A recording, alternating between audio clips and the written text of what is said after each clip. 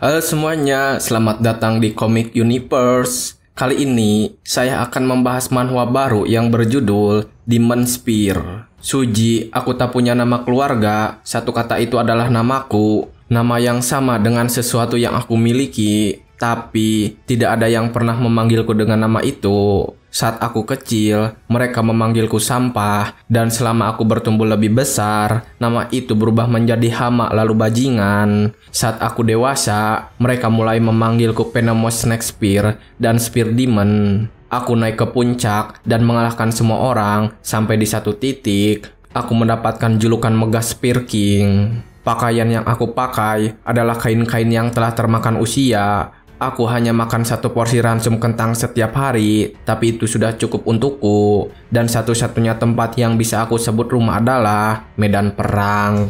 Kala itu di medan perang, Suji sang Spear King sedang membantai para musuhnya sendirian. Orang-orang yang melihatnya datang berdiam diri menjaga jarak karena ketakutan dengan kekuatan milik Suji. Monster? Bukan, dia sudah bisa disebut sebagai demon. Apa dia memang Spear King yang sering dibicarakan itu? Dan ketika semua pasukan sedang terdiam ketakutan, salah seorang pejabat militer di sana langsung memberi mereka semangat. Hanya ada satu musuh di depan kalian, jangan takut. Kita akan menang saat dia sudah terbunuh, maju. Dan setelah kata-kata penyemangat itu, mereka semua langsung menyerang bersamaan dengan tombak juga. Namun itu sia-sia, karena Suji menghindari semua serangan itu dan melompat ke atas. Dari sana, dia mulai membunuh pemimpin pasukan tersebut. Para pasukan yang melihat pemimpinnya sudah terbunuh di depan mereka, langsung saja menyerang bersamaan. Namun, Suji masih bisa menghindari serangan mereka, bahkan membunuh mereka yang datang melawannya. Dalam pertarungan yang cukup sengit, Suji harus berbicara sendiri di dalam hatinya tentang keadaannya saat ini. Apa aku memang terlahir untuk sesuatu seperti ini? Atau apakah ini sesuatu yang aku pelajari cara melakukannya? Tapi, aku mengambil banyak nyawa orang dengan satu tombak di tanganku ini. Walaupun aku berhasil bertahan pada akhirnya hari itu, tapi pada akhirnya dendam dan kebencian dari mereka yang mati, Suji. Dia yang dulunya dijuluki sebagai sampah, mati di medan perang. Seharusnya begitulah akhirnya. Tapi apakah ada kesalahan? Atau ini memang takdir? Aku yang seharusnya mati membusuk, malah mendapat reinkarnasi. Dan begitulah, sampah yang judulnya selalu digunjing, telah kembali ke masa lalu. Singkat cerita, setelah dia terbangun, Suji kembali ke tubuhnya yang dalam masa remaja. Jadi aku tidak berinkarnasi menjadi bayi. Aku terlihat seperti remaja, berarti seharusnya ini sekitar waktu saat aku masih bekerja sebagai pesuruh. Dan ketika Suji sedang memperhatikan dirinya, tiba-tiba dia mendengar suara orang-orang yang sangat keras. Dan ketika dia melihatnya, Suji melihat sekelompok orang yang sedang bertarung saling membunuh. Bandit hutan, biro pengawal Howling Tiger, siapa sangka aku langsung ditempatkan di medan pertarungan sesaat setelah reinkarnasi. Tepat ketika Suji sedang memperhatikan pertarungan mereka, ada salah satu bandit yang diam-diam datang dari belakangnya. Apa yang kau lakukan di sini, bocah? Kurasa kau bukan penanggung jawab pengawalan ini. Mungkinkah kau cuma pesuruh? Suji yang melihatnya langsung saja menatap dan memperhatikan gerak-gerik bandit itu. Bandit hutan, mereka adalah berandalan yang bersembunyi di hutan. Mereka membunuh dan merampas orang-orang memasuki hutan. Tapi matanya gemetar dan tubuhnya kaku. Kebanyakan dari mereka hanyalah orang-orang amatir. Ketika Suji sedang memperhatikannya, bandit hutan itu langsung mengayunkan senjata untuk membunuhnya. Entah siapapun dirimu, bocah, kau tetap bagian dari biro pengawalan ini. Karena itu, kau tetap harus mati. Namun, Suji yang sudah berpengalaman dalam peperangan yang sudah sangat lama, tetap tenang menghadapi serangan yang datang. Aku bisa membacanya, gerakanmu sangat mudah diprediksi. Suji langsung merebut tombak yang datang kepadanya dan melakukan serangan balik, sekaligus membunuh bandit tersebut dalam satu kali serangan. Walaupun aku tidak dengan perlengkapan perangku lagi, tapi aku tetap memiliki martial art. Ini seharusnya sudah cukup. Setelah membunuh bandit tersebut, Suji langsung menyerap kekuatan hidupnya untuk menjadi kekuatan internal miliknya. Meskipun semua orang membenci teknik martial art yang aku gunakan, dan aku bahkan menyebutnya Demon Martial Art Teknik, tapi aku tak punya pilihan lain. Aku memanglah kembali ke masa lalu, tapi Dan ketika Suji ingin pergi dari tempat itu, ada seorang bandit lagi yang menyerangnya dengan tiba-tiba. Hah, mati kau dasar. Hahaha, kena kau. Bandit itu tertawa dengan keras ketika melihat anak panahnya berhasil mengenai Suji. Tetapi ketika dia sedang bersenang dengan keberhasilannya, Suji ternyata masih selamat dan langsung menyerangnya. Suji juga berbicara kepada bandit yang menyerangnya itu. Aku sudah menduga akan ada serangan tiba-tiba, tapi apakah puas hanya dengan ini? Tidak memastikan musuh benar-benar mati bisa membuatmu terbunuh di medan perang loh. Suji langsung saja kembali membawa mayat bandit itu dan menumpukannya di tombak. Suji lalu berkata mengenai mayat dua orang itu. Sekarang berat tombaknya baru terasa pas. Biro pengawal Howling Tiger. Ini mengingatkanku akan masa lalu. Suji langsung saja membawa tombak yang berisikan dua mayat tersebut ke tengah-tengah pertempuran. Semua orang yang melihatnya tentu saja terkejut sekaligus takut. Kenapa dengan orang itu? Apa yang ingin dia lakukan? Tepat ketika Suji sampai di tengah pertempuran, kedua bandit hutang datang ke sana dan bertanya, "Ada apa ini? Dan siapa orang gila itu?" "Aku adalah ketua bandit gunung." Namun Suji tetap tenang dan malah menatapnya dengan tajam. "Oh, aku memang mencarimu." Ketua bandit gunung yang melihat Suji yang terlihat tenang itu, kemudian langsung menyerangnya dengan senjata miliknya. "Akan kuhapus senyum di wajah jelekmu itu. Mati kau." Ketua bandit gunung terkejut ketika Suji berhasil menghindari serangannya yang cepat itu. Namun, ketika dia sedang memperhatikan Suji, Suji bergerak dengan cepat dan langsung membunuhnya. Suji juga berbicara kepada ketua bandit gunung itu. "Kekuatan fisikmu memang cukup mengesankan, tapi sepertinya hanya itu saja yang kau punya." Dalam sekali serangan, Suji berhasil membunuh ketua bandit gunung dan membelahnya menjadi dua. Ini baru namanya serangan. Orang-orang yang menyaksikan kejadian itu langsung ketakutan ketika melihat ketua mereka langsung dikalahkan.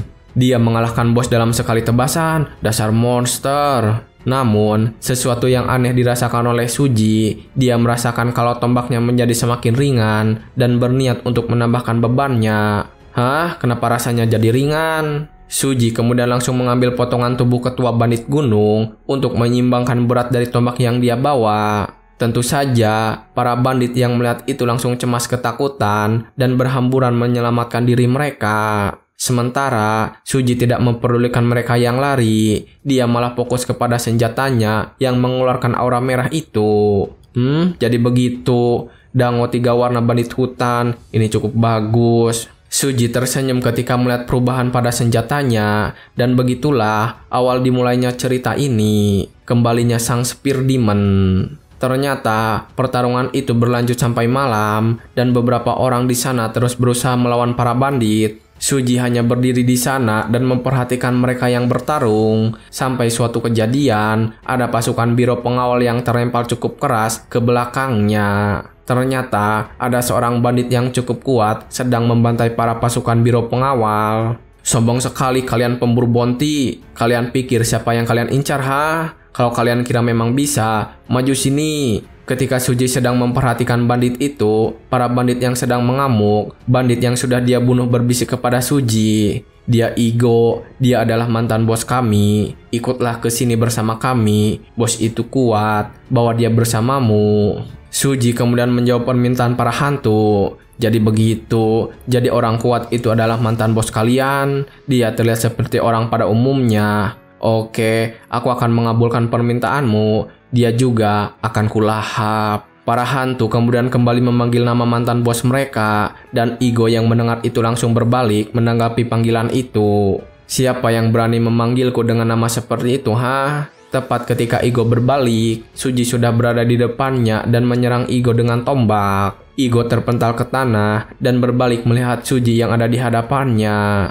Ketika itu, Igo menjadi ketakutan karena melihat aura kelam yang dimiliki Suji. "Hah? Siapa kau? Apa-apaan dengan orang gila ini? Menggantung tubuh orang di tombak?" Dan ketika Igo sedang memperhatikan mayat-mayat itu, dia terkejut ketika melihat itu adalah anggotanya. Dan kagetnya, dia ketika para mayat itu berbicara kepadanya. "Kenapa hanya kau saja yang masih hidup? Ayo kemarilah, Igo. Ayo kita pergi bersama." Igo yang mendengar itu dan namanya terus dipanggil oleh teman-temannya ketakutan dan menangis dengan cukup kuat. Namun, saat ini Suji sudah berada di puncak emosi dan langsung menebas Igo menjadi dua. Saat itu, aura demon muncul dari Suji dengan begitu kuatnya. Setelah membunuh Igo, Suji kemudian berbicara sendiri mengenai semua ini. Dengan menyebut nama sebanyak 3 kali, seseorang dapat mengirim jiwa ke dunia bawah. Ketika panggilan ketiga disebut, target akan dikirim ke alam kematian. Sudah lama aku tidak menggunakan ini. Suji kemudian mengingat kembali ke masa lalu ketika dia di kehidupan sebelumnya. Pada saat itu, malam hari dan bulan purnama sedang bersinar terang. Di sebuah hutan yang jauh, Suji sedang berjuang naik dari jurang di mana dia terjatuh. Hampir saja, sial, hanya karena aku pemula, mereka melimpahkan semua tugas pengintaian padaku. Suji yang saat itu masih bergabung bersama tentara militer, akhirnya sampai di atas dan bersender kepada batu.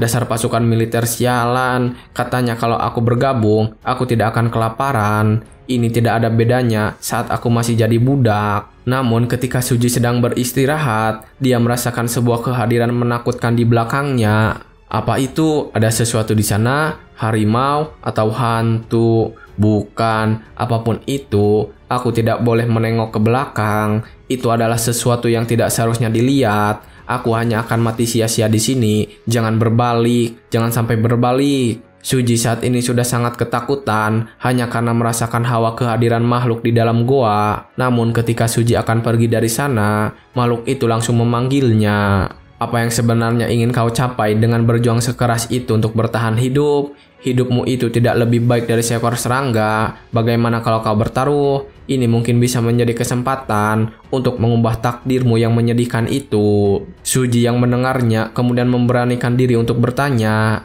dan bagaimana aku bisa mempercayai kata-kata itu? Kemudian makhluk itu yang seorang pria tua langsung bertanya lagi dari balik kegelapan. Hahaha, ternyata kau cukup berani. Siapa namamu? Suji kemudian langsung memberitahunya, namun Pak Tua itu kembali bertanya, kau bilang apa? Suji lalu menjawabnya untuk yang kedua kali dengan ekspresi marah di wajahnya. Namun Pak Tua itu bertanya untuk yang ketiga kalinya, aku akan tanya sekali lagi, siapa namamu? Suji yang sudah kesal kemudian langsung menjawab dengan penuh emosi. Namun ketika baru saja mengatakan namanya, Pak Tua tiba-tiba saja sudah memegangi lehernya dengan kuat dan menggantungnya di tepi jurang. Suji yang mengalami itu sangat terkejut dan tidak bisa melawan. Dalam satu napas, dia tiba-tiba langsung mendekat dari jarak sejauh itu. Aku bahkan tidak melihatnya bergerak. Orang ini adalah orang yang akan memberiku demonic power, masterku, perwujudan kejahatan di Martial Wood, Blood Demon, Kokopu. Ketika Koupu sedang mencekik Suji, Koupu juga berbicara sesuatu kepadanya. Kalau ada seseorang yang ingin kau bunuh, tanyakan namanya 3 kali. Tergantung pada jawabannya, kau akan bisa membunuh siapapun. Itulah perkataan yang selalu diingat oleh Suji ketika dia akan membunuh seseorang. Dan kembali ke pertempuran saat ini, Suji terus saja membunuh para bandit satu persatu dengan tombaknya. Dan ketika melakukan itu, Suji merasakan sesuatu yang berbeda dari kehidupan sebelumnya. Aneh, ini terasa aneh. Pikiranku menjadi lebih jelas dari sebelumnya. Demonic power yang diberikan oleh Kokopu saat itu masih belum sempurna. Demonic power yang berakar di dantianku seharusnya merasuk ke dalam tulang dan menutupi pikiranku. Tapi pikiranku sekarang terasa jelas. Apa yang berubah? Suji kemudian berhenti sebentar dan merasakan kembali kekuatan yang berada di dantiannya. Dan setelah beberapa saat berlalu, akhirnya dia menemukan sesuatu yang berbeda dari kehidupannya yang dulu. Itu dia, perbedaan ketika aku mendapatkan demonic power di kehidupan laluku adalah aku melupakan semuanya setelah bergabung dengan pasukan. Tapi saat di usia ini, aku mempelajari teknik pernapasan. Jadi begitu, ini membuatku bisa menjaga kesadaran dan kejernihan mentalku. Ini kebetulan yang aneh. Jika Kokopu tahu tentang ini, kira-kira ekspresi apa yang akan dia buat? Ketika Suji sedang kembali memperhatikan kekuatan miliknya, anggota dari biro pengawalan datang menghampiri untuk berterima kasih. Hei, terima kasih karena menyelamatkan kami dari situasi berbahaya. Dan ketika mereka berterima kasih, gadis pemimpin kelompok itu memperhatikan Suji. Aku bisa melihatnya, dia hanya berdiri di sana, tapi tekanan aura yang dia pancarkan meluap-luap, dan dia menebas para bandit satu persatu. Aku tidak bisa membiarkan dia pergi. Suji yang melihat mereka berterima kasih kemudian langsung bertanya dengan maksud mereka.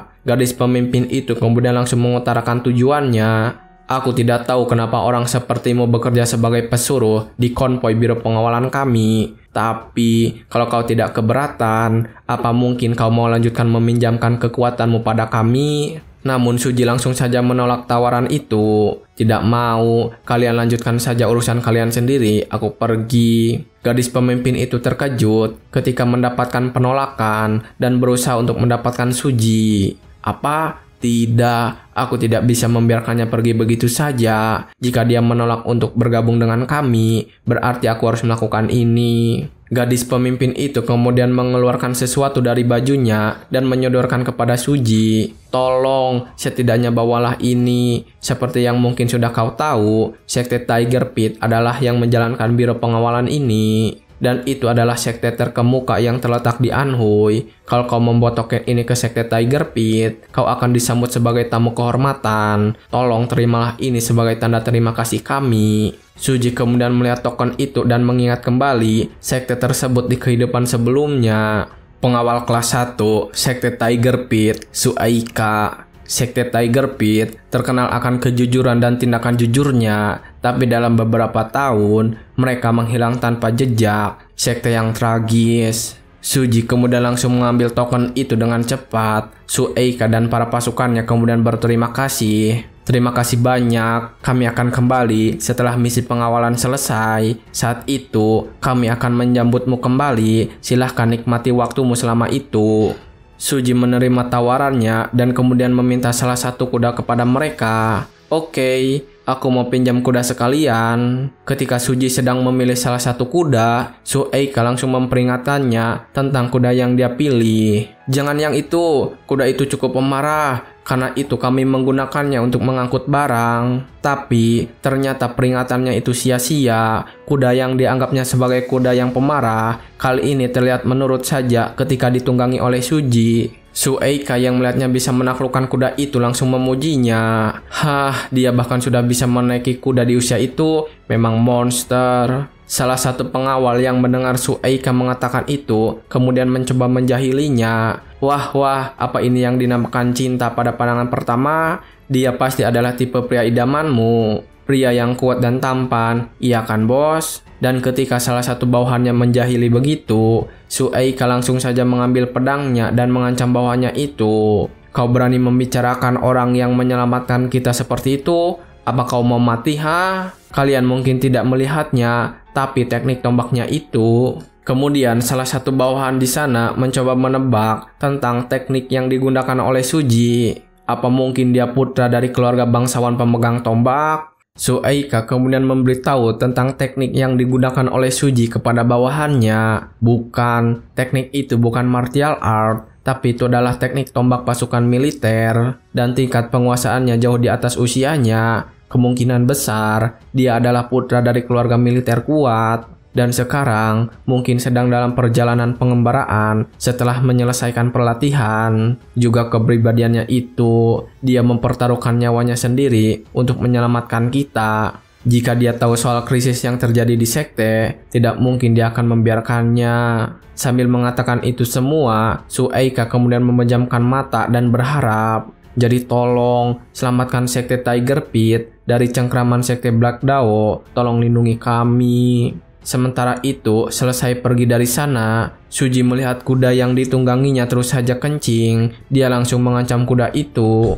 Hei, kalau kau kencing lagi, aku akan memotongnya agar kau tak bisa kencing lagi. Ternyata, kuda itu langsung ketakutan ketika diancam. Suji kemudian berhenti sebentar dan mengingat kembali tentang orang yang dia temui tadi. Ngomong-ngomong soal Sekte Tiger Pit, seharusnya mereka ada di arah sini kan? Kira-kira bagaimana kabar dia sekarang? Si pria Eiko itu, Ko Eiko, orang yang aku temui setelah bergabung dalam pasukan. Orang pertama yang membentuk ikatan denganku di kehidupan laluku. Dan sekali lagi, Suji mengingat kembali masa lalu ketika dia bergabung dengan pasukan militer. Saat itu, dia langsung dihajar oleh seniornya yang ada di sana. "Hei keparat, kau pikir pemula seperti ini bisa makan tanpa bayar obat tidur?" Suji yang mampu bertahan dari tendangan itu kemudian bertanya, "Upeti, aku baru dengar itu." Senior yang memukulinya kemudian berkata, "Pemula harus memberikan makanan malamnya kepada senior, itu aturannya. Kecuali kalau kau mau dihajar, sebaiknya kau ingat itu baik-baik."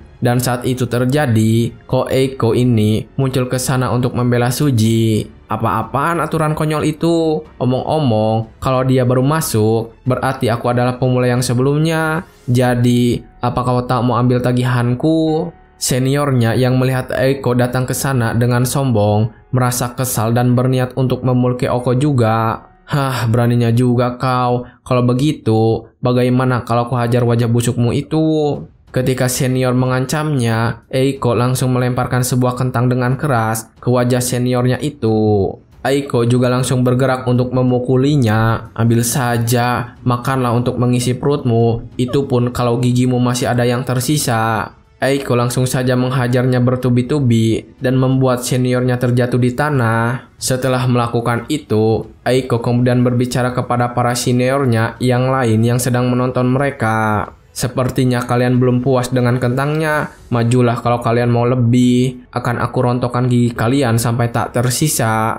Mendengar apa yang diucapkan oleh Eiko, semua orang akhirnya meninggalkan mereka dan membubarkan diri. Setelah semuanya pergi, Suji kemudian berbicara kepada Eiko, "Kau tak seharusnya ikut campur." Namun Eiko tidak mempedulikan perkataan itu dan memberikannya sebuah kentang untuk dimakan oleh Suji. "Kalau kau mau bertahan, setidaknya kau harus makan. Kau sudah dengar tadi kan? Aku ini senior sebelummu. Aku Ko Eiko. Siapa namamu?" "Begitulah bagaimana kami bertemu. Satu-satunya rekanku. Bukan, tapi saudara sesumpahku." Dan kemudian suatu hari, ketika kami sedang berjuang mati-matian untuk bertahan hidup, Blood Demon bernama Koupu muncul. Tepat ketika Suji sedang ditangkap oleh Koupu, ternyata Eiko datang ke sana melihatnya dan langsung mencoba untuk menyelamatkan Suji. "Suji, lepaskan dia atau aku akan menembakkan sinyal." Suji yang melihat saudaranya itu ada di sana langsung mencoba mengingatkannya,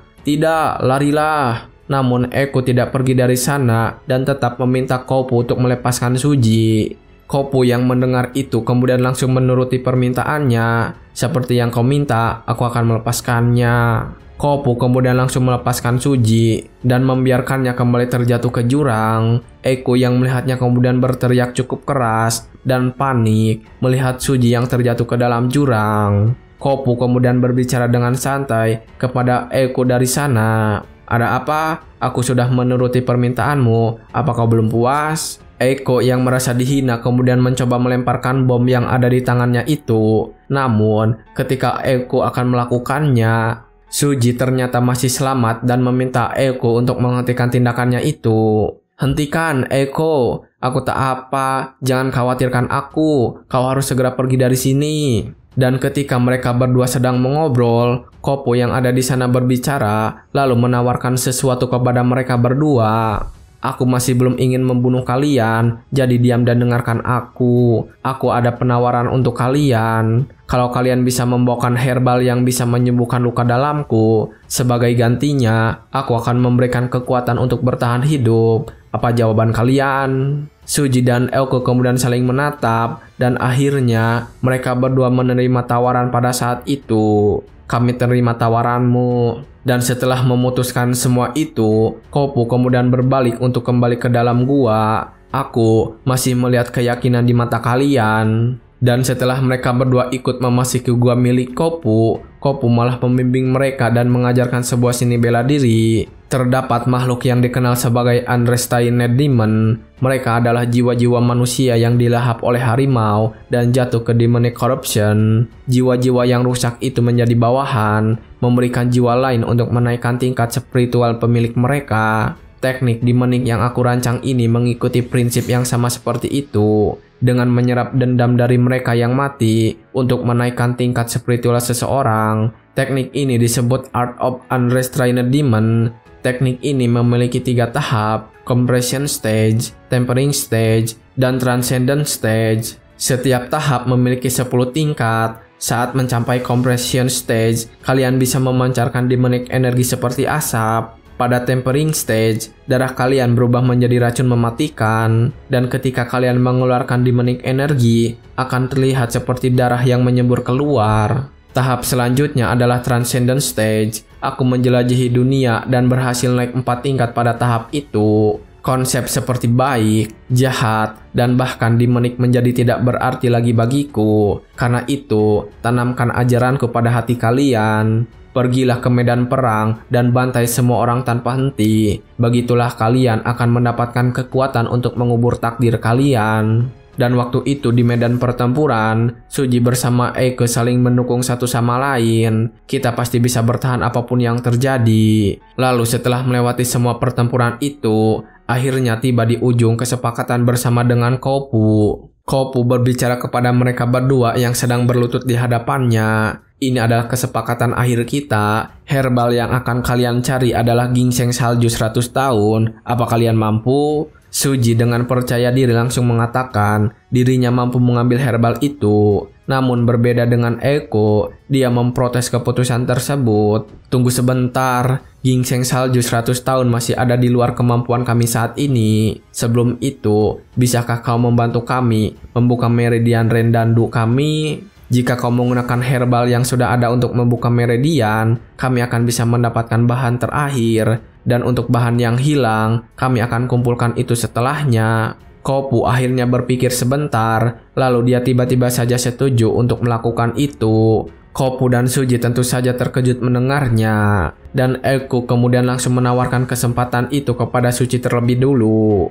Namun Suji malah menolak, dan karena itulah Eiko langsung memaksanya melakukan. Ikuti saja, kau duluan yang buka meridian. Saat itu, aku akan mengumpulkan bahan herbal yang kurang. Setelah itu baru aku yang membuka meridian, dan kau baru cari herbal yang belum terkumpul. Menjadi yang kedua adalah tugas yang lebih sulit. Dan akhirnya, setelah mendengar alasan itu, Suji setuju untuk melakukannya. Di tengah hujan yang lebat, Suji sudah berhasil mengumpulkan ginseng salju 100 tahun.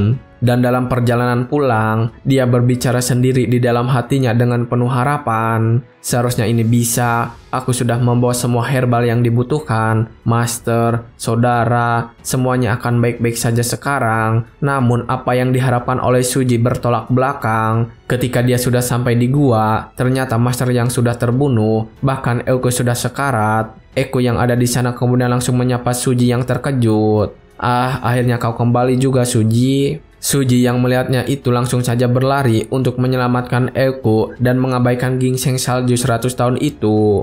Eiko, ada apa ini? Apa yang terjadi? Eiko yang sekarat itu kemudian berbicara dengan pelan. Jangan bingung begitu, kau sudah tahu bukan? Kalau dari awal, Kokopu tak akan pernah berniat membiarkan kita tetap hidup.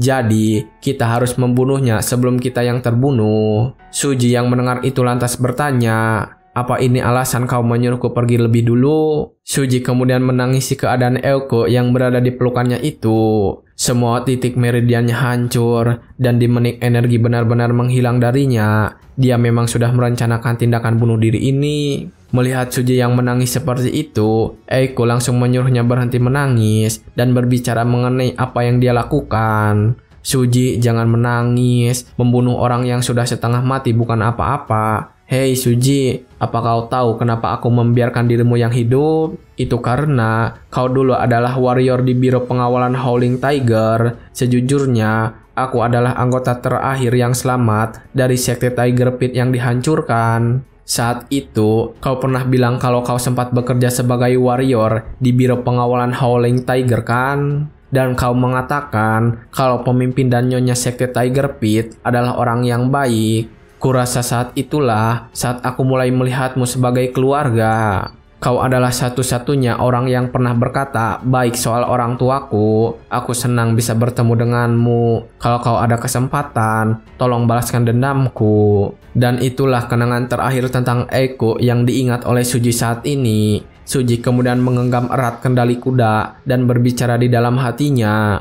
Di kehidupan kali ini, akan kupastikan jika dendam itu tidak pernah ada. Pertama, aku harus mencegah kehancuran sekte Tiger Pit. Sebelumnya, aku menyelamatkan Biro Pengawalan Howling Tiger, bisnis mereka. Jadi mungkin masa depan sudah mulai berubah, tapi itu masih belum cukup. Suji kemudian turun di sebuah tempat dan langsung bertanya kepada seseorang yang lewat di sana. "Hei, aku mau tanya sesuatu." Namun orang itu tidak terima dan malah membentak Suji. "Jangan menggangguku dasar berandalan. Kau pikir sedang bicara dengan siapa, ha? Pergi sana." Bahkan orang ini berani untuk memukul kepala Suji. Suji yang diperlakukan seperti itu tentu saja melawan balik. "Diam dan jawab pertanyaanku." Suji akhirnya menghajar orang itu sampai orang itu berlutut. Setelah mengatakan itu, Suji langsung saja bertanya kepadanya, "Aku sudah lama tidak ke Anhui. Apa manor orang di sana itu sekte Tiger Pit?"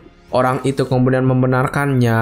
Lalu Suji memberikan pertanyaan kedua. "Pemimpin sektenya adalah Kogenan dan istrinya adalah Sagien. Apa benar?" Orang itu membenarkannya juga. Dan akhirnya sampai di pertanyaan ketiga yang sangat penting. "Lalu mereka punya anak laki-laki bernama Koeiku kan?"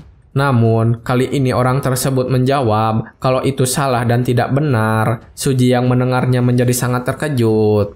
"Hah? Jadi maksudmu Koeiku bukan anak mereka?" Suji kemudian langsung memikirkan semuanya lagi. "Jangan bilang kalau kembali ke masa lalu juga mengubah kenyataan yang aku tahu. Tidak mungkin begitu. Aku sudah memeriksa hal lain dan semuanya sama seperti kehidupan di masa laluku. Lalu kenapa ini?" Suji kemudian mengambil kerah orang itu dan berbicara lagi kepadanya. "Hei, sebaiknya kau katakan yang sebenarnya. Kalau aku pergi ke sekte Tiger Pit dan menemukan seseorang bernama Koeiku, kau mau apa?" Orang yang ketakutan itu kemudian segera menjawab, "Tentu saja dia ada di sana." Suji yang mendengar itu berhenti memukulnya, namun dia tetap merasa kesal. "Hah? Tapi tadi kau bilang begitu. Apa kau mempermainkanku?" Orang yang sudah babak belur itu kemudian menjawabnya dengan keras karena sudah cukup kesal.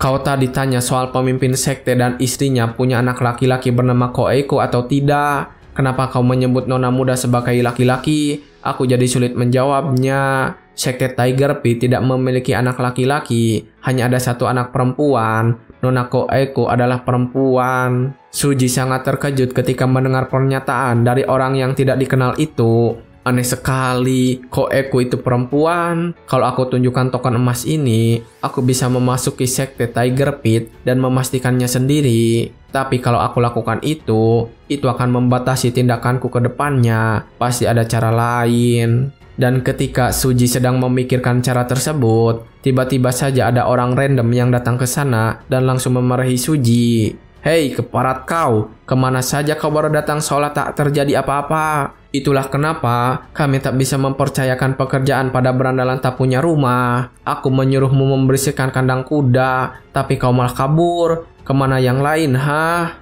Orang random tersebut langsung saja membawa Suji dan menyeretnya masuk ke dalam sekte Tiger Pit. Suji yang diperlakukan seperti itu merasa kebingungan, namun tetap mengikuti alurnya.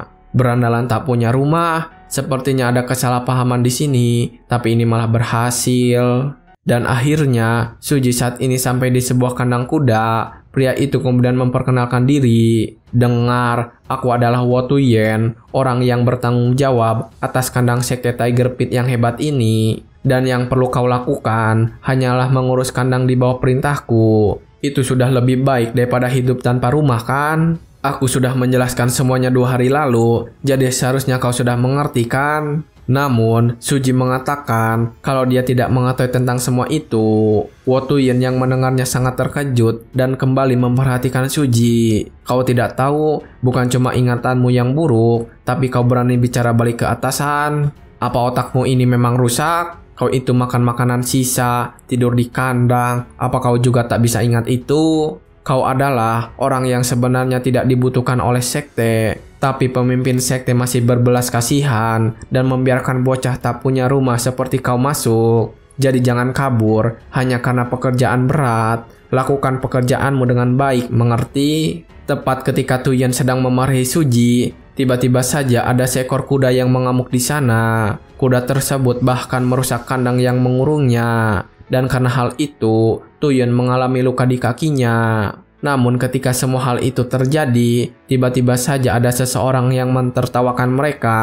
Hahaha, memang sudah kualitas bagus. Aku sudah membayar uang untuk membeli rumah untuknya. Dan kuda itu tetap sulit dikendalikan. Sungguh liar sekali. Kemudian seorang penjaga berseragam hitam berbicara. Tuan muda, tampaknya ada bocah kandang yang terluka. Namun tuan muda itu malah memasang wajah menjijikan dan merendahkan mereka. Lagi pula, mereka juga tak lebih baik dari anjing. Lemparkan saja beberapa makanan pada mereka dan mereka akan diam. Anak-anak yang sedang membantu Tuyen menggerutu dan mengeluh terhadap sikap tuan muda yang menghina mereka. Lagi-lagi bajingan mesum dari klan Zhao itu. Apa yang sebenarnya terjadi hari ini?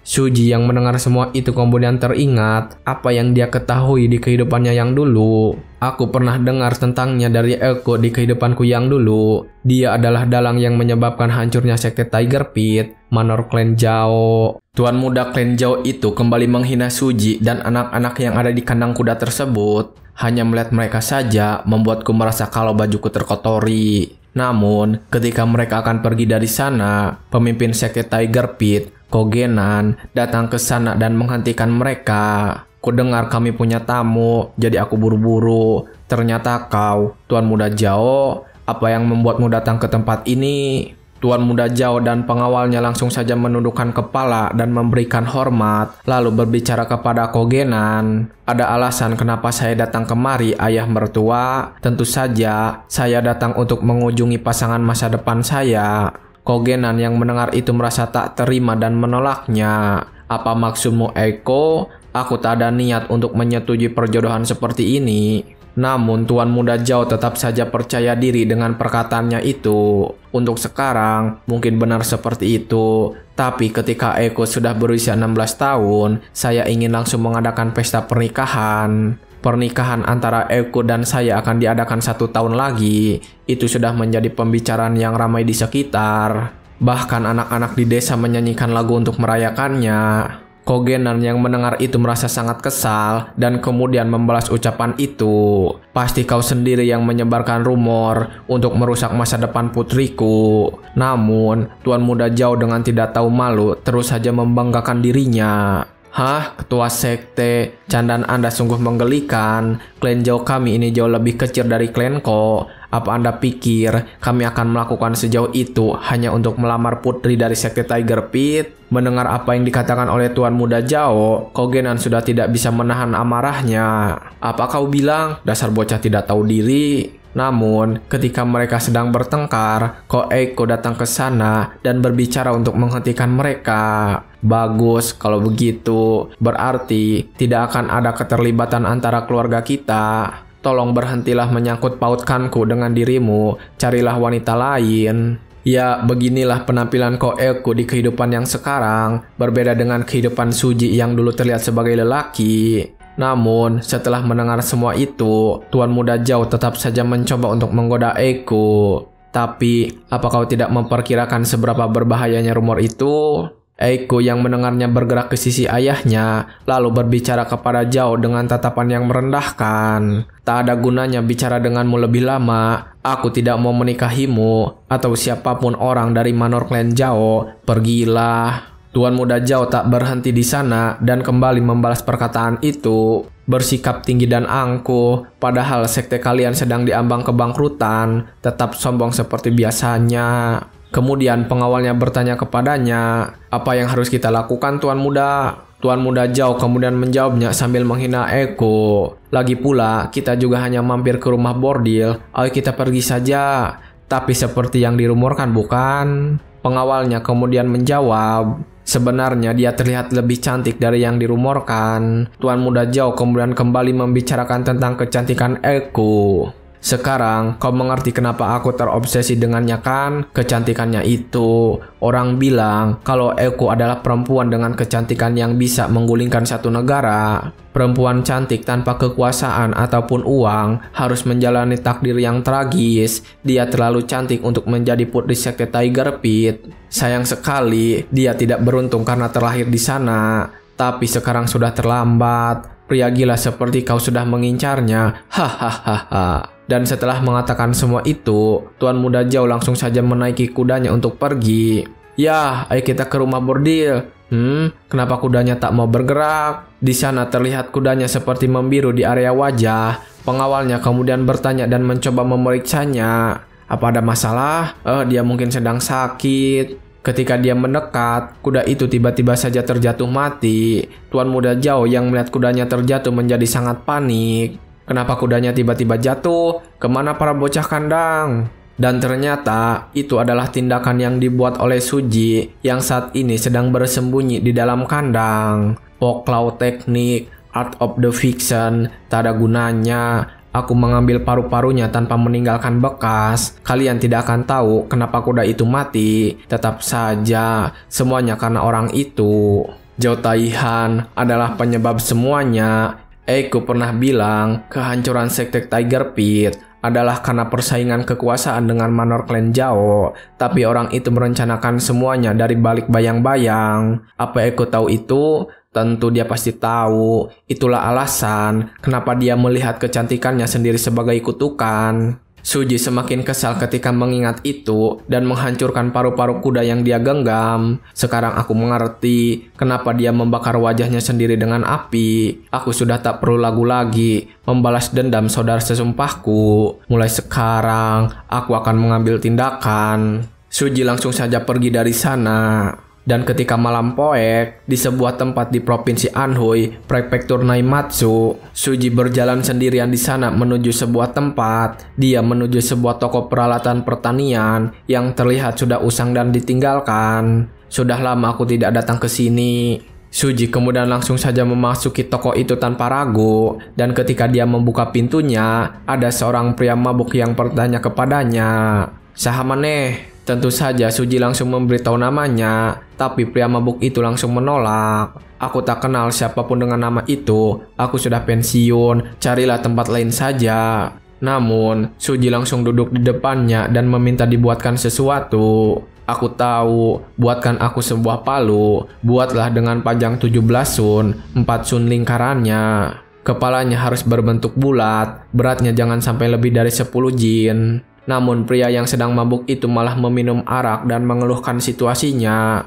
Yang benar saja, kau tidak akan memukul paku dengan itu." Suji memberikan jawaban dengan tatapan yang tajam. "Aku tidak menggunakannya untuk memukul paku." Pria tua itu kemudian bertanya, "Apa ada yang lain?" Suji kemudian langsung memberitahukan keinginan yang lain. "Pakai kulit buaya, dan aku ingin senjata yang ditempa dengan baik, sesuatu yang berat." Pria tua itu kemudian bertanya lagi, "Pedang, kapak, atau tombak?" Suji kemudian menjawab kalau dia menginginkan tombak. Dan ketika dia selesai menjawab, pria tua langsung menghancurkan benda di pinggirnya. Dan dari puing-puing itu, terlihat sebuah tombak berdiri di sana.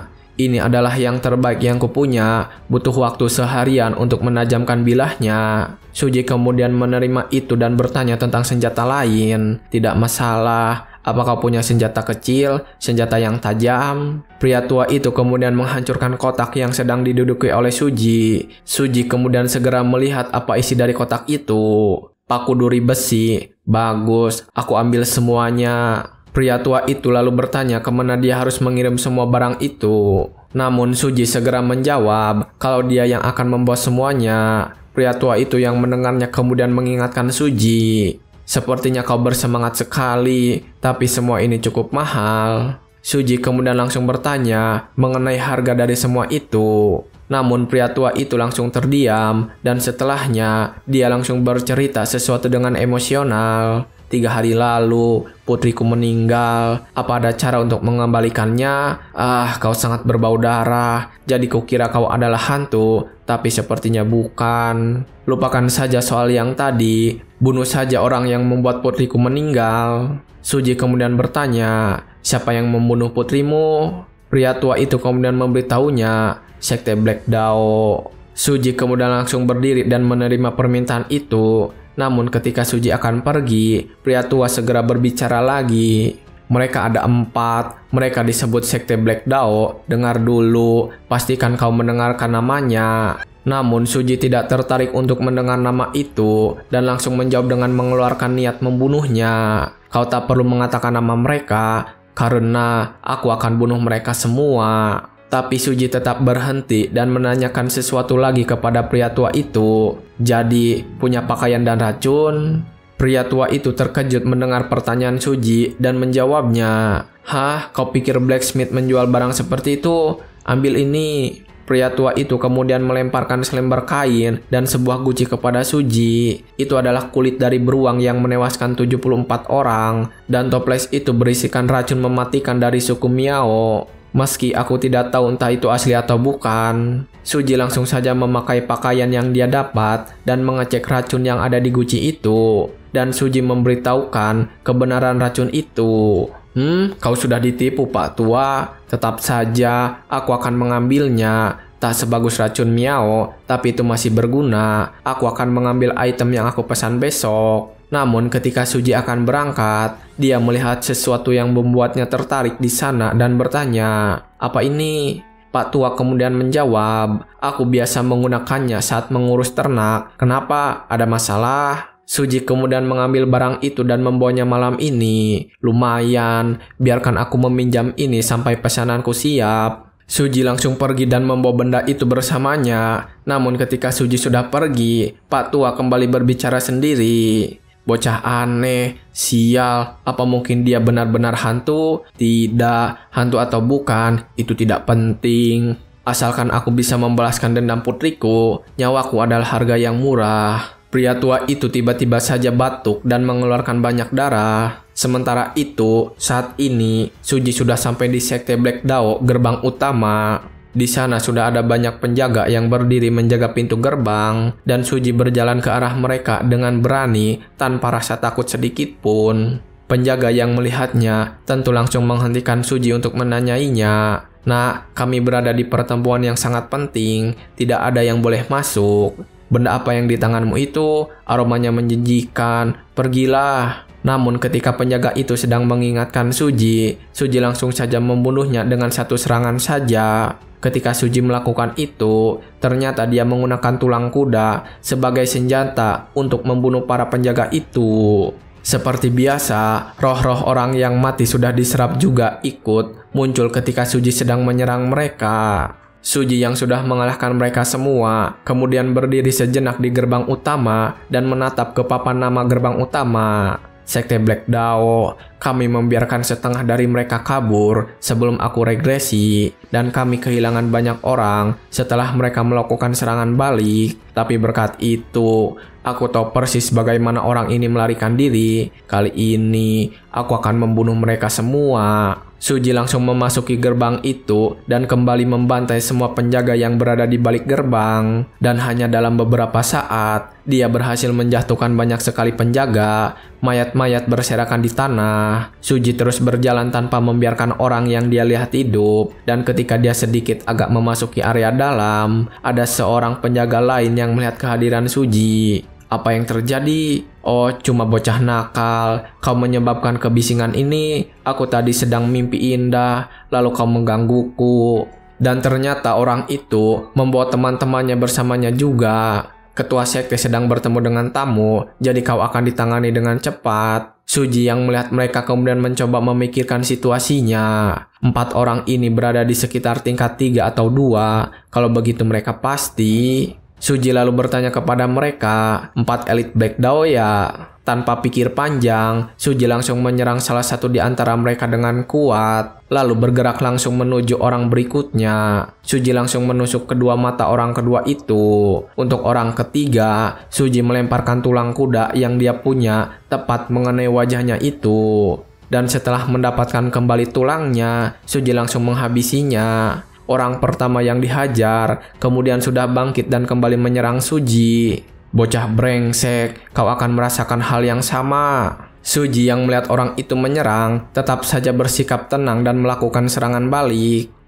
Lucu melihat kalian selalu mencuri barang orang lain, tapi sekarang saat dirampok, kau merasa terluka ya? Suji langsung memecahkan guci yang ada di dekatnya, dan pecahan guci itu kembali melukai mata orang itu. Suji langsung mendekati orang itu lagi untuk membunuhnya. Hah, kau sangat marah karena ini. Aku kemari untuk mengambil nyawamu, bukan hanya barangmu. Ketika Suji sedang menghabisi orang itu, si botak yang masih selamat menjadi ketakutan melihat apa yang sudah dilakukan oleh Suji kepada temannya itu. Apa-apaan bocah ini? Bahkan di sekte Black Dao, tidak ada orang yang bertarung sekeji ini. Apalagi menyerang dengan tulang kuda. Bocah ini seorang monster. Ketika si botak sedang memikirkan semua itu, Suji sudah berjalan mendekatinya dengan niat membunuh yang kuat. Si botak langsung berteriak ketakutan dan menggenggam pedangnya dengan kuat. Namun, Suji yang sudah dekat dengannya segera menarik napas dan langsung menggunakan tulang kuda itu untuk menyerang si botak.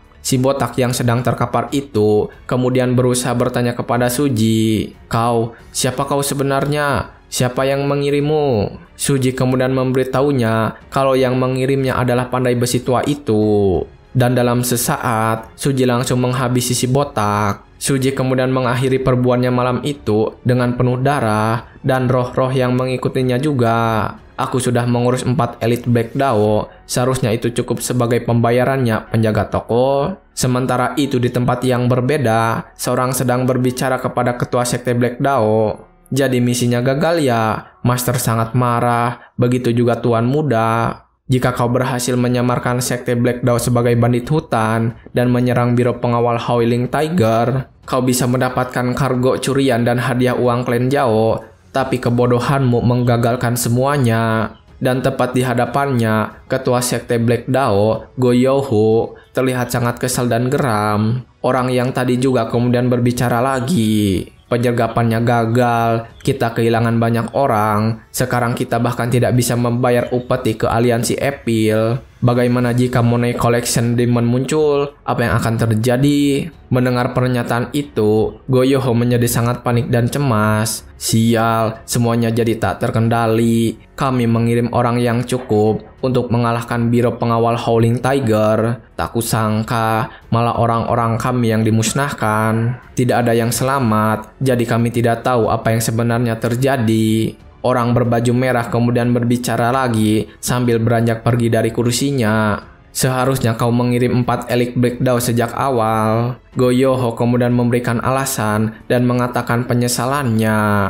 Aku tak menyangka akan jadi seperti ini. Jika sejak awal kau memberitahu sekuat apa pengawal sekte Tiger Pit, situasinya tidak akan jadi seperti ini. Mendengar hal itu, pria berbaju merah kembali menghampiri Go Youhu dan memarahinya. Hah, maksudmu ini salah kami? Biar ku perjelas satu hal, jika kau gagal lagi, kalian semua akan mati. Mengerti? Kecuali biro pengawal Howling Tiger gagal menjalankan pekerjaan mereka, sekte Tiger Pit tidak akan terpojok, dan rencana pernikahan Tuan Muda tidak akan berjalan lancar. Bajingan itu tidak akan istirahat sampai dia mendapatkan gadis itu. Go Youhu yang mendengar itu langsung saja berteriak karena sudah sangat kesal. Sudah ku bilang, aku mengerti, sudah cukup. Dan ketika mereka berdua sedang berdebat, Suji datang ke ruangan mereka dan mengejutkan mereka berdua. Go Youhu yang mendengar itu menjadi semakin panik. Suara apa itu? Asalnya dari pintu masuk. 4 elit seharusnya berjaga di sana.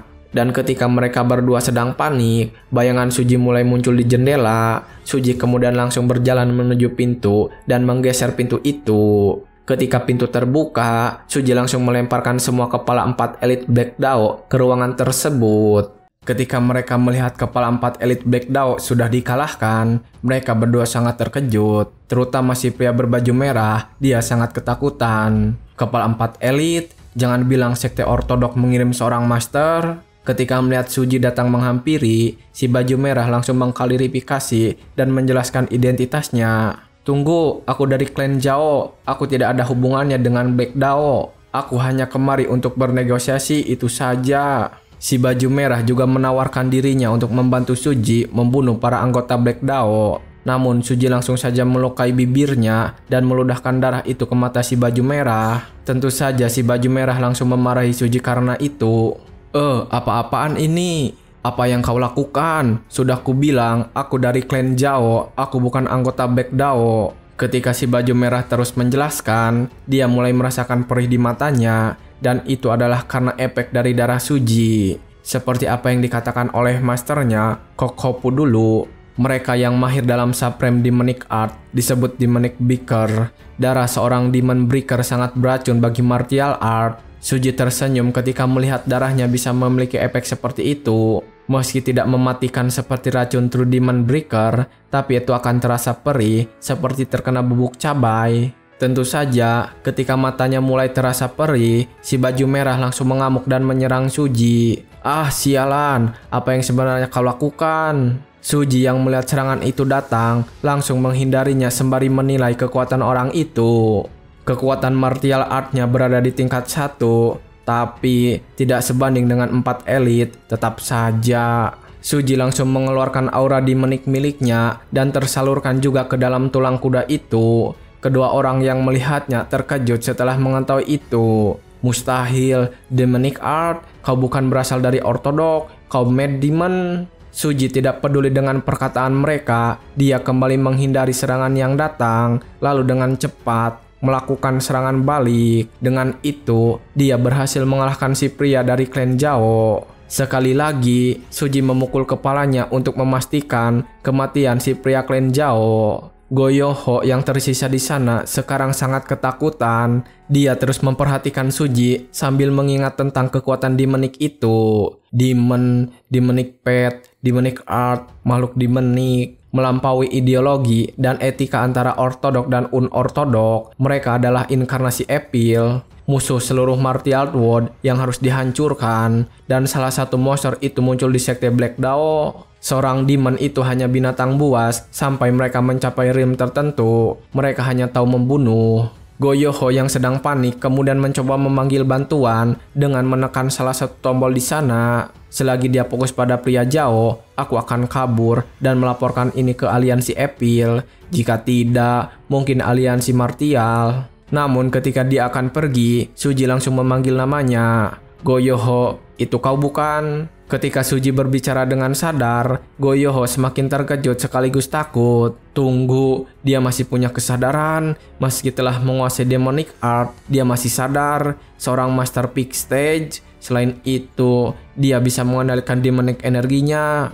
Setelah mengetahui semua itu, Goyoho langsung saja berlutut dan meminta ampun kepada Suji. Tolong ampuni nyawa saya. Jika Anda mengampuni saya akan mengatakan semuanya. Hari ini adalah batas akhir bagi kami untuk membayar upeti ke aliansi Evil. Jika sesuatu terjadi, saya akan mati. Dan Anda Tuan yang terhormat, mungkin juga akan menjadi korban. Suji yang mendengar itu berhenti sejenak dan memikirkannya. Pria ini lebih jeli dari yang aku duga. Suji kemudian langsung meminta sesuatu kepada Goyoho. Kalau begitu, serahkan martial artmu. Jika kau menolak, aku akan membunuhmu. Goyoho yang mendengar itu menjadi sangat ketakutan, keringat mulai bercucuran. Menyerahkan martial artku sama saja dengan mati. Kalau begitu, setidaknya aku harus menyerangnya. Namun ketika Goyoho sedang mencoba menarik pedangnya, Suji sudah memperkirakan itu dan menyerang lebih dulu. Goyoho yang juga menyadarinya berhasil menjaga jarak, meskipun mendapatkan sedikit luka pada kepalanya. Energi ini, jadi kau bukan berada di Master Peak Stage. Beraninya warrior tingkat kedua menggertakku, dasar biadab. Namun Suji tetap santai dan berbicara kepada Goyoho sambil menunjukkan kekuatannya. Badut, tapi dengan ini, tugasku jadi lebih mudah. Saatnya memusnahkan Black Dao. Ketika Suji mengatakan itu, Goyoho langsung merasakan pusing di kepalanya. Mustahil, apa serangannya tadi dilumuri sesuatu? Suji kemudian mendekat dan berbicara. Aku berterima kasih kepadamu. Biasanya kau sangat sulit untuk dilawan, tapi untungnya kau malah salah paham sendiri, jadi pekerjaanku lebih gampang. Lalu seperti biasa, para roh yang sudah dibunuh oleh Suji langsung muncul ingin membawa Goyoho juga. Kau juga harus mati. Matilah bersamaku, ketua. Goyoho yang mendengar suara para bawahannya langsung menyerang secara membabi buta. Ketika Goyoho sedang panik, Suji menggunakan tulang kuda itu untuk memukul salah satu tangannya. Goyoho yang sadar kemudian mencoba untuk menyerang dengan pedangnya. Tetapi Suji berhasil menghindari semua serangan itu, membuat Goyoho terheran-heran. Pergerakan macam apa ini? Pergerakannya liar tapi disiplin, seperti seorang pembunuh yang memiliki naluri petarung. Pergerakannya tidak bisa diprediksi, sehingga dia bisa membunuh di segala macam situasi. Rasanya seperti demon medan perang. Ketika Goyoho berpikir begitu, Suji sudah datang dengan tulang kudanya. Suji berhasil menghantam wajah Goyoho saat ini dengan keras. Goyoho langsung terdorong dan ambruk ke sebuah lemari, dan banyak kertas berhamburan. Suji membaca kertas yang dia tangkap itu, lalu berbicara mengenai kejahatan yang sudah Goyoho lakukan. Kau menculik wanita dan menjual mereka ke rumah bordil, lalu memeras uang mereka untuk membangun sektemu sampai sebesar ini. Kau bahkan meminjam uang dari Biro Keamanan Tiger. Goyoho yang sudah ketakutan kemudian kembali meminta maaf kepada Suji sekali lagi. Warrior Agung, aku mengakui kesalahanku. Kalau kau mengampuniku, maka aku akan berjanji. Namun Suji kembali bertanya kepada Goyoho sambil menjatuhkan obor yang dia pegang. Ada berapa banyak orang yang juga memohon ampunan kepadamu seperti ini? Itulah yang kutanyakan. Ketika Suji terus saja melemparkan obor itu dan mulai membakar semuanya, Goyoho memohon-mohon kepadanya sekali lagi. Kumohon, tolong ampuni aku akan melakukan apapun. Namun, Suji tidak mengampuninya dan sudah bersiap dengan tulang kuda. Setidaknya ini bisa mengurangi beban Biro Keamanan Tiger. Ketika Suji akan membunuhnya, Goyoho tersadar dengan siapa yang selalu membuatnya mengalami bencana akhir-akhir ini. Setelah tewas dibunuh oleh Suji, rohnya kembali diserap oleh Suji. Setelah menyerapnya, Suji langsung merasakan kekuatan. Jadi dia pemimpin sekte Black Dao, Goyoho. Dia lumayan kuat. Namun ketika Suji akan pergi, dia mendengar ada beberapa orang yang sudah ada di depan ruangan itu yang menunggunya. Melihat semua orang yang sudah ada di hadapannya, Suji kemudian mengeluhkan hal itu. Tampaknya malam ini akan sangat panjang. Keesokan harinya, di jalanan seperti biasa, rumor tentang musnahnya sekte Black Dao sudah tersebar dengan luas. Orang-orang sedang membicarakan, termasuk dengan Tuyen. Dia sedang berbicara dengan anak-anak kandang kuda. Aku dengar rumor ini dari mantan pekerja sekte Black Dao. Tadi malam, seisi sekte itu dihabisi, dan wilayah mereka juga terbakar sampai habis. Kami dari sekte Tiger Pit juga disulitkan oleh mereka. Kabarnya Black Dao membeli surat utang Tiger Pit dari Qian Zhuang. Selain itu, mereka juga sering kemari untuk mengacau. Tapi berkat situasi terkini, surat-surat utang itu jadi tidak bernilai dan Tiger Pit bisa selamat. Anak-anak kandang yang mendengar itu terlihat sangat bahagia.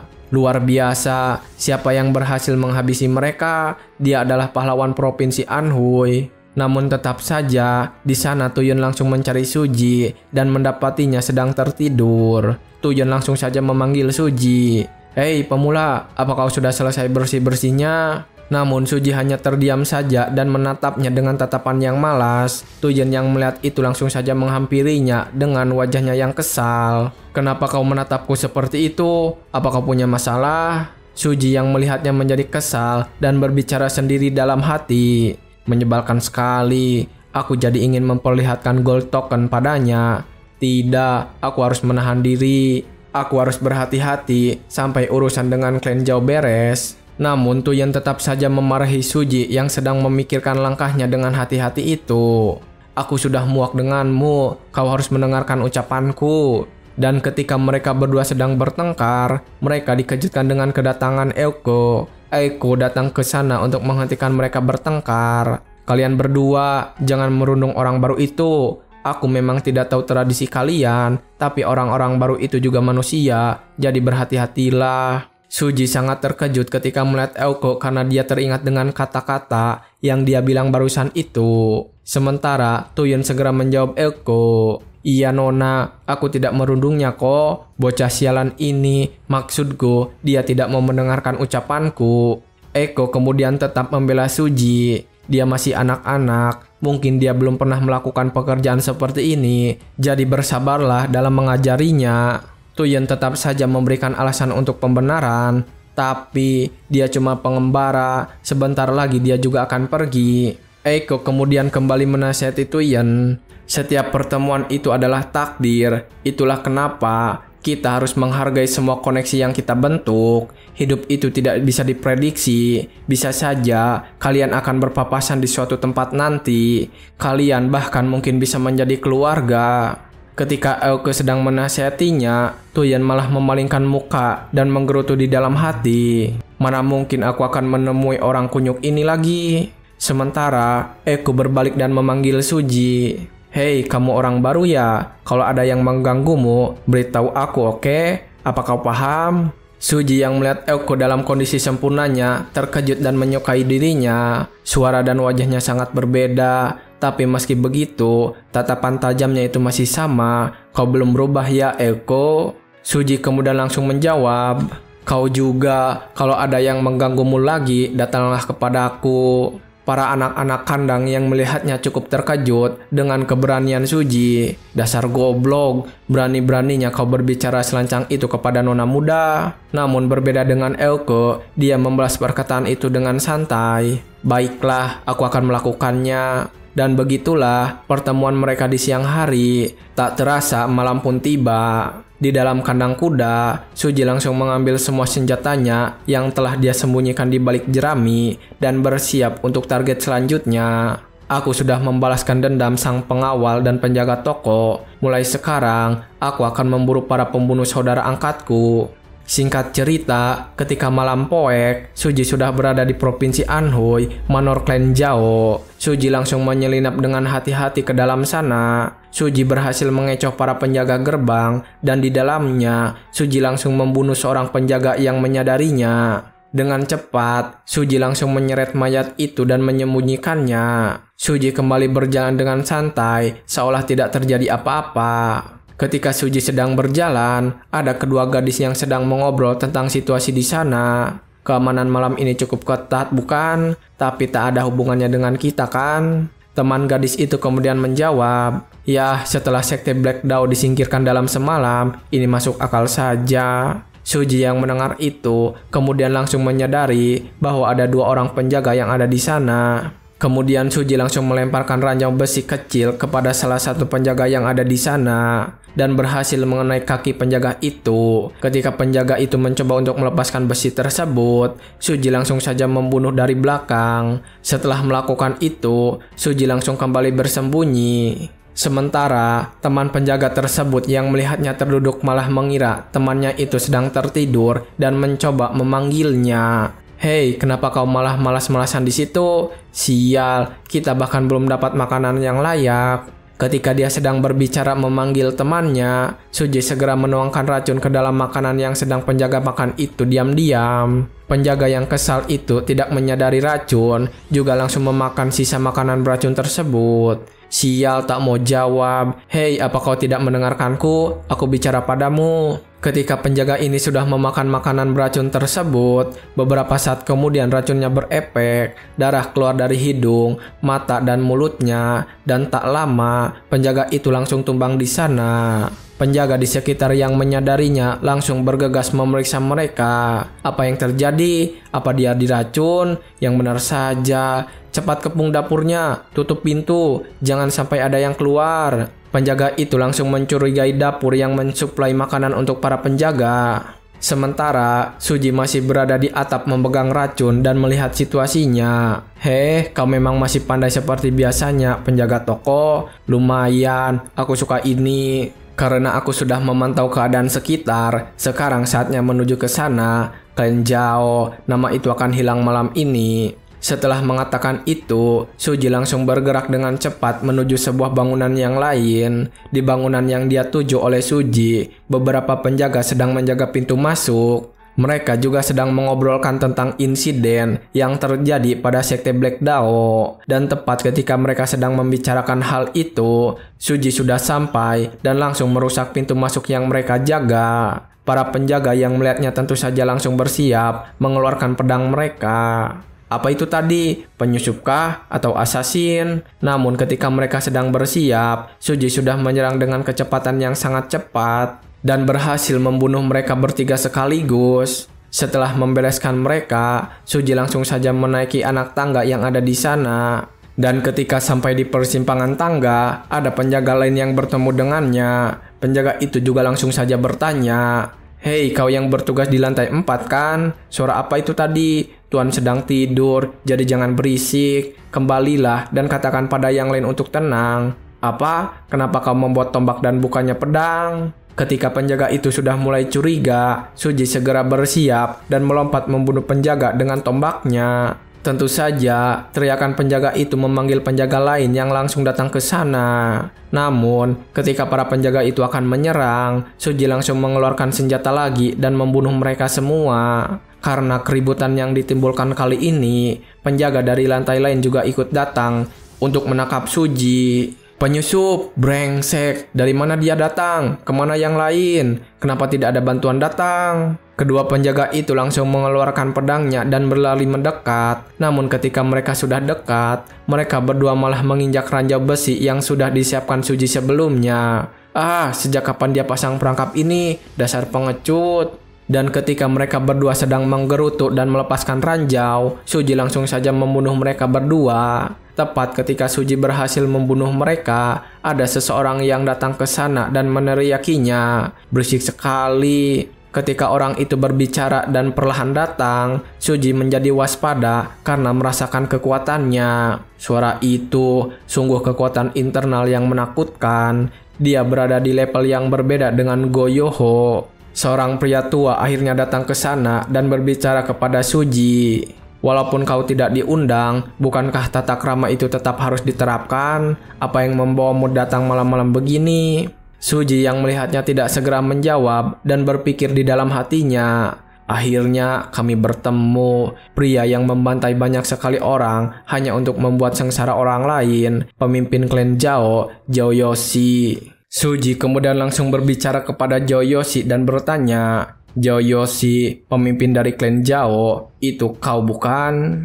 Zhao Yoshi yang mendengar itu mengeluarkan auranya sambil berbicara kepada Suji. "Dasar bocah kurang ajar, jaga ucapanmu, dari mana asalmu? Kau tidak terlihat seperti berasal dari sekte ortodok, Palais of Perdition, bukan Path of Supreme Magic Society, atau mungkin Beyond the Black Sand." Sementara Suji saat ini sedang memperhatikan aliran kekuatan milik Zhao Yoshi. Aliran ki-nya tidak biasa, terbelit namun fokus. Pertarungan ini tidak akan mudah. Suji kemudian langsung menjawab kalau dia berasal dari sekte Tiger Pit. Zhao Yoshi yang mendengar itu sedikit tersentak. "Oh, dibesarkan oleh master dari sekte Tiger Pit, katamu? Sulit dipercaya. Aku tidak bisa membayangkan orang itu membesarkan harimau sepertimu. Apa hubunganmu dengan sekte Tiger Pit?" Suji kemudian memasang wajah serius dan lalu menjawabnya, "Aku seorang tamu, pelayan warrior. Tidak, mungkin lebih seperti pengurus kandang kuda." Zhao Yoshi sangat terkejut ketika mendengar jawaban itu dari Suji dan berbicara lagi. "Hah? Jadi kau tidak memberikan sesuatu secara cuma-cuma? Ya, tidak penting dari mana asalmu. Kau sudah melemparkan dirimu ke kandang singa. Cara yang benar adalah membunuhmu tanpa berkata-kata. Tidakkah kau setuju?" Zhao Yoshi langsung mengeluarkan pedangnya dan mengeluarkan auranya juga. Namun Suji malah memejamkan matanya dan berpikir serius. Bisa bertemu Zhao Yoshi hidup-hidup terasa tidak nyata. Di kehidupanku sebelumnya, pria ini menghabiskan sisa hidupnya dalam kedamaian. Eiko harus menelan tangisannya, tidak bisa membalaskan dendam dengan kedua tangannya sendiri. Tapi sekarang, kehidupan yang ini berbeda. Eiko akan membalaskan dendamnya di sini sekarang juga. Suji langsung menggunakan tombaknya dan menerjang maju melawan serangan Zhao Yoshi. Ketika serangan mereka berdua beradu, Zhao Yoshi langsung terlempar ke belakang. Zhao Yoshi langsung merasa curiga kepada Suji. Apa kau menggunakan sorcery? Kenapa aku bisa merasakan internal art clan Zhao darimu?" Suji kemudian menarik napas dan menjawab, "Yah, kenapa kau berpikir seperti itu?" Ketika Suji berkata seperti itu, roh-roh yang sudah dia bunuh langsung bermunculan. Suji juga kemudian berbicara sendiri dalam hatinya. "Spirit titleku ada di level 9 compression stage. Aku sebanding dengan Zhao Yoshi, seorang master top class. Maka faktor penentu antara orang yang menjalani kehidupan keduanya aku dan kau adalah jarak pengalaman kita. Ketika Suji sedang memikirkan itu, Joyoshi segera melakukan serangan balik. Pedangnya meliuk-liuk seperti ular dan menyasar Suji. Suji yang melihatnya langsung melawan serangannya dengan gerakan cepat dari tombaknya itu. Namun Joyoshi berhasil menahan semua serangan Suji. Bukan gerakan yang buruk, tapi itu saja tidak cukup untuk mengalahkanku. Joyoshi tersenyum setelah memercikan api dengan pedangnya ke arah Suji. Sekarang apa yang akan kau lakukan, nak? Bahkan kau juga akan kena masalah jika semburan api mengenai matamu. Namun dugaannya itu salah. Suji menerima semua percikan api yang datang kepadanya dan terus menyerang dengan tombaknya. Namun Joyoshi masih bisa menghindari serangan itu meski dia terluka pada lehernya. Hah, kau lebih mengerikan dibanding yang aku duga. Nah, kepalaku nyaris terpenggal, tapi kau juga sudah hampir mengeluarkan ususmu dari dalam tubuhmu. Ternyata Suji juga mendapat luka yang cukup berat pada perutnya. Namun Suji tidak merasakannya dan malah bersiap melakukan serangan lagi. Serangannya memiliki jangkauan yang lebih luas dan pergerakan dari veteran berpengalaman tidak akan mudah menemukan kemungkinan untuk menang. Suji langsung saja melemparkan sebuah senjata jarak jauh untuk menyerang Joyoshi. Namun Joyoshi berhasil menghindari itu dengan mudahnya dan melakukan serangan balik. Oh, kau juga bisa menggunakan senjata jarak jauh dan kegigihan itu. Sekarang aku sungguh penasaran, esentrik macam apa yang membesarkanmu. Jika sekarang kau menyerah, aku akan menjadikanmu salah satu bawahanku. Suji yang mendengar itu merasa kesal dan terus menghindari serangan Joyoshi yang datang. Hah, dasar pria tua licik. Dia sudah mempersiapkan serangan selanjutnya di balik perkataan itu. Namun, ketika Suji sedang waspada, Joyoshi langsung menghentakkan kakinya ke lantai dan melakukan serangan yang cepat. Suji mau tak mau harus menjaga jaraknya dari Joyoshi. Namun sialnya, dia terhenti dengan seorang mayat yang tergeletak di sana. Joyoshi mengambil kesempatan itu untuk menyerang Suji dengan pedangnya. Berakhir sudah. Pedang Joyoshi langsung menembus tubuh Suji sampai ke belakang tubuh. Joyoshi yang melihat sikap Suji saat dia menembus pedangnya memuji ketangguhan Suji. Oh, bahkan tidak menjerit. Kau bernyali juga. Kau sungguh berbeda dari anakku yang bodoh. Anak itu dirawat hanya karena jarinya tergores. Itu alasanku menyadari kalau dia membutuhkan istri yang kuat. Aku tidak tahu berapa lama lagi sisa umurku. Aku hanya mau melihat wajah cucuku. Namun, ketika Joyoshi sedang berbicara begitu, Suji langsung sadar dan memegangi pedang itu dengan kuat, membuat Joyoshi terkejut. Suji kemudian berbicara, "Kau tidak tahu berapa lama lagi sisa umurmu?" Joyoshi yang terkejut mencoba untuk mengambil pedangnya yang tersangkut, namun ternyata dia tidak bisa mengambilnya dengan mudah. Pedangnya tidak mau bergerak, tidak peduli seberapa kuat genggamanmu itu, memegang pedang di tempat seperti itu. Bocah ini mustahil dia menghentikan pedangnya menggunakan tulang rusuknya. Kegilaan yang sungguh gegabah. Apa mungkin yang tadi juga dia sengaja memberikan titik lemah untuk memancingku agar menyerang bagian sampingnya? Ketika Joyoshi sedang memikirkan semua itu, Suji yang tersadar langsung saja berbicara kepadanya dengan aura membunuh yang kuat. "Akan kuberitahu berapa lama lagi sisa umurmu, Joyoshi." Ketika aura gelap Suji mulai memancar keluar, Joyoshi langsung merasa ketakutan. Apa? Tekanan ini? Tidak, aku harus lari. Apa aku merasa takut? Ketika Joyoshi sedang ketakutan, Suji terus saja memanggil namanya. Joyoshi yang semakin ketakutan, lalu berusaha kembali untuk menarik pedangnya yang tersangkut itu. Sialan, aku harus mencabut pedangnya dan memberi jarak. Namun gerakannya itu sia-sia, dan Suji semakin mengeluarkan niat membunuhnya dengan semakin kuat. Suji juga terus memanggil nama Joyoshi ketika melakukan itu.